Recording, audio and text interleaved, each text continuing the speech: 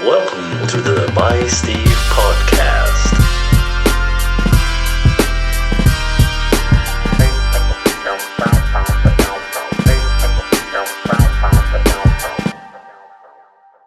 What's up? This is the By Steve podcast, and I am here, live and unedited as always, starting with a thank you. Episode 30. I feel like I've made it in podcast land now. And over 1,000 listens. And I am grateful. I'm grateful for the 15 subscribers. We're getting there. There was 19, but 4 of you left. It's cool. I'm sure you still listen to it, but I understand. This isn't for everyone. It's still finding its way. It's in its infancy, right? What's my topic? Where am I going? And this is a safe space, and it's a free radio station for me to talk about the things that I am passionate about, my life experiences, my fashion, my basketball, my coaching. So I hope that it makes your day when you listen to this. I'm going to try and keep it under 10 minutes because people love 10 minutes of podcasting.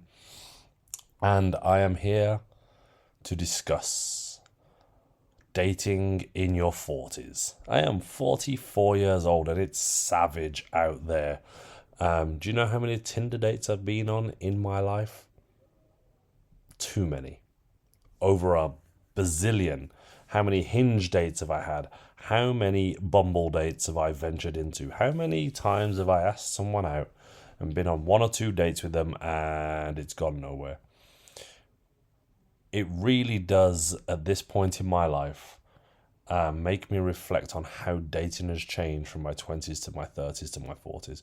As a 44-year-old man with no children and a business owner, you are in prime time land of like you are valuable because you have no child. I've got no ex-wife and I'm a busy, successful guy, in the realms of what I class as success.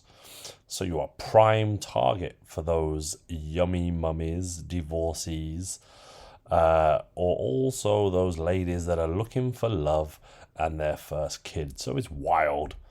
It is wild. And I tell you, the synopsis short story of dating since I was 40 has been turn up to a coffee shop and get offered a blowjob because she was going through a divorce and just wanted a penis.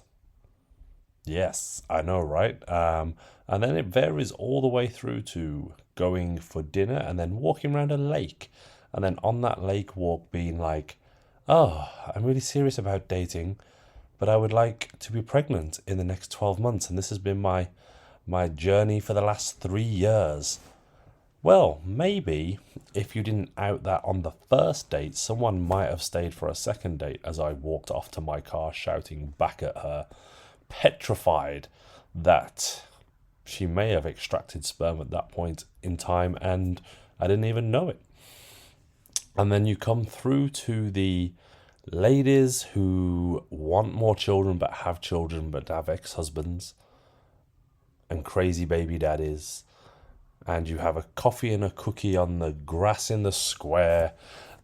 And it's like, I would like another child, but I also have one child who's like 9 and her dad is angry and doesn't see her, but when he does, he likes to kick in the front door. How do you feel about that?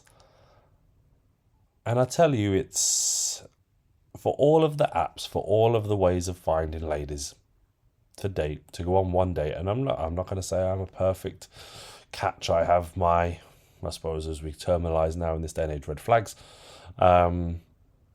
It is wild. Nobody necessarily tells the truth to start with, and if they do, it's a harsh, brutal truth that I am clearly not prepared for. And I just think there's got to be a better way to do it right. You see the same people on the same apps saying the same things in a different delivery method. Tinder is meant to be the wrath of sex. It's meant to be you swipe right, and if you match, it's a booty call. If you go on Bumble, the ladies are meant to talk to you first.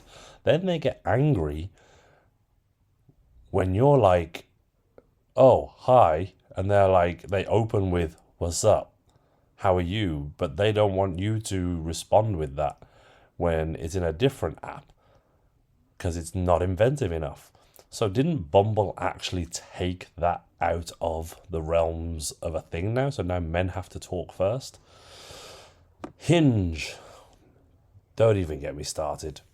The most, not complex, but the most intricate of all the apps, because you only get 7 likes a day and you have to fill in a profile that's about 9 pages long. It's worse than filling a job application in and sending your CV off.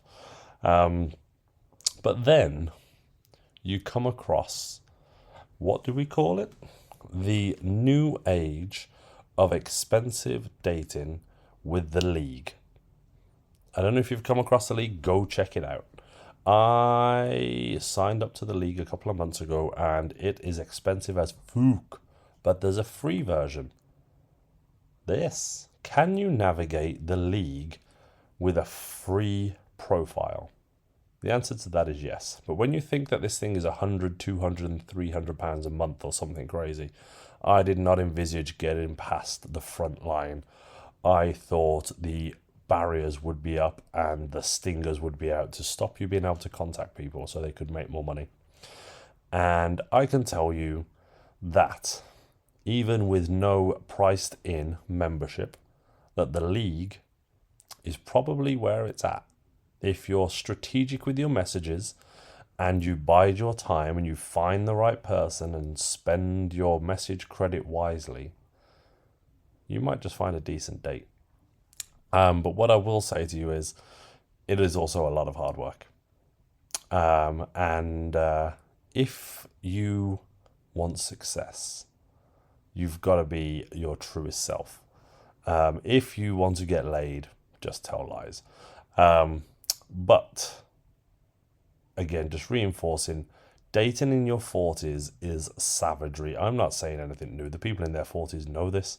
Like, unemotional, emotionally unavailable, too complex, too busy, situationally commitment-ophobic, relationship madness. You're all bedded into your life by the time you get to 40, and you're all doing the things that you want to do that make you happy, and then you're trying to add somebody else in there. So, savage 40-year-old dating.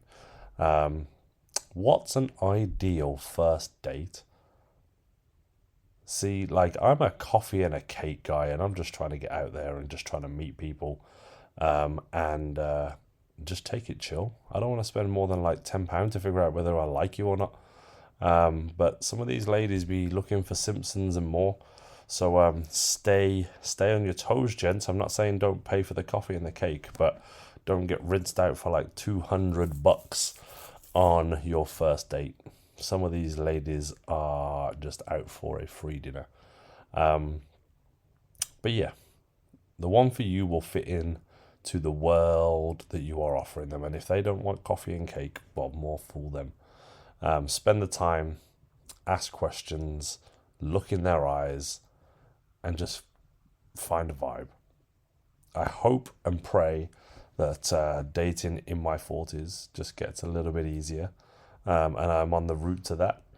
I've found my space of how to communicate and open, honest, tell them what you want, put your boundaries in place, but also tell them that you're a freak in the sheets, But if you're telling me you're a freak in the sheets, you got to back it up.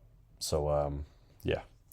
Anyway, dating in your 40s, that shizzle my nizzle is wild. Do you know what's even more wild? I made it to 30 podcasts and there's people listening. I love you all. At some point there'll be 20 subscribers again. And like it, share it, tell a friend, and I will see you all on the other side when the next one comes out. Peace. Welcome to the By Steve podcast.